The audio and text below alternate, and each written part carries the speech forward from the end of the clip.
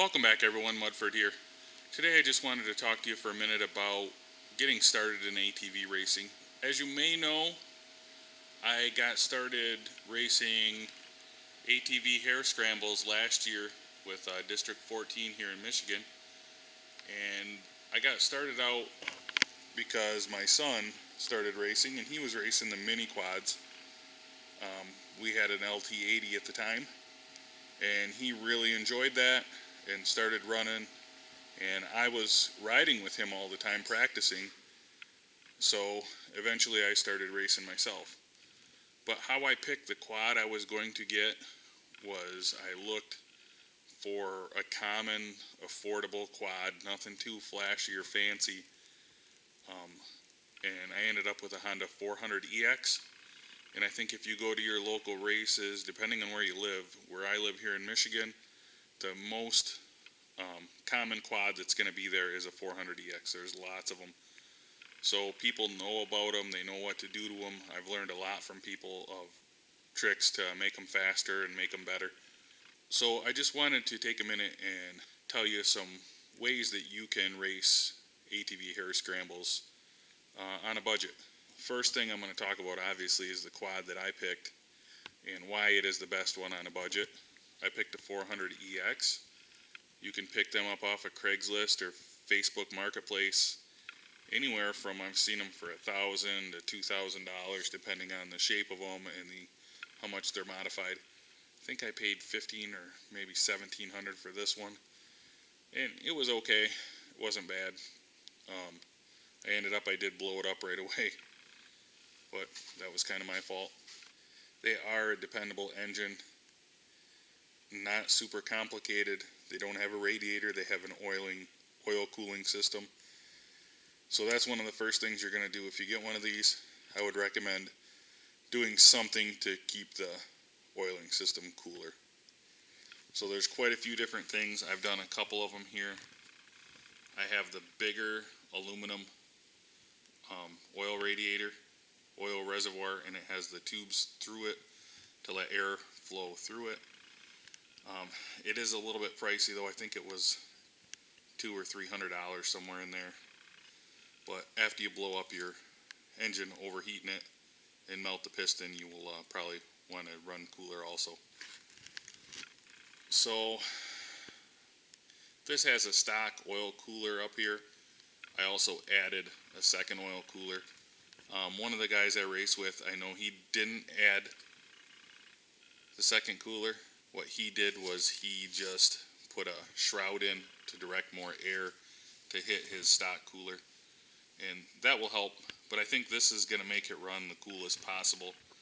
And I also have a oil temp gauge in the dipstick, so you can just take a quick look down and see how hot you're running. I don't usually do that when I'm racing. I usually do it when I'm riding or practicing. I'll take a look down just to see. So I would say that's the cooling system. That's going to be one of your big things if you run a 400EX. Probably if you run anything. If you run something else, it's going to be the radiator. Somehow you're going to want to do something to make it run cooler. Because we are racing for an hour and a half. It's a long time. The next thing I would say is probably the suspension. The stock shocks usually aren't that good. There's a few choices you have. This is about the cheapest mod. These are the shocks off of a Honda 450R on the front, and I just modified the bracket. You can modify the grind into the shock itself, but these will make your quad handle quite a bit better. The stock one in the rear seems to be pretty good. And what I'm doing now is I'm taking all these out in the off season, and I'm going to be sending them up to Rocket Ron Racing to get them revalved and set up specific for my weight and driving style. So that's a big thing, and it is quite a bit cheaper than buying new high-end shocks, and it should hopefully make them handle pretty good. So another big thing is the steering dampener. When you run in the woods, it just beats you up for an hour and a half. So a steering dampener, this is just a cheap stick one, and mine already has problems when I was motocross riding it. when I got home I noticed it was broken. So maybe I do need to buy a little bit better one. They do make ones that mount up by the handlebars that are considerably more expensive, but I'm assuming they work a lot better. So, speaking of the vibration, one of the best things you can get are these flex handlebars. They pivot right here and flex. The ends of them will flex. They'll flex on this bolt right here, and you have different elastomers you can put in to make it flex at different rates. So these will help you feel a lot better at the end of a race. They are kind of pricey. I got these on a clearance for like $300, but before I even knew anything about quads, I bought my son's, and his already has those. The last thing I'm going to talk about is tires. You need a good set of tires, which you can see I obviously don't have. Not much tread depth there, and they're just pretty rough shape. And my fronts are even worse.